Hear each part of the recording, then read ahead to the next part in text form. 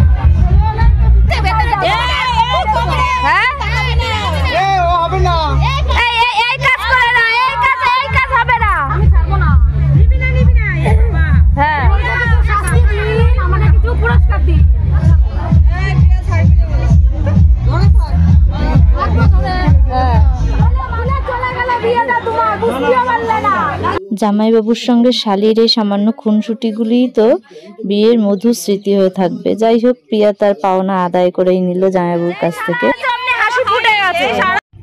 আজকের মতন এইটুকুই, দেখা হবে খুব শীঘ্রই। বাই।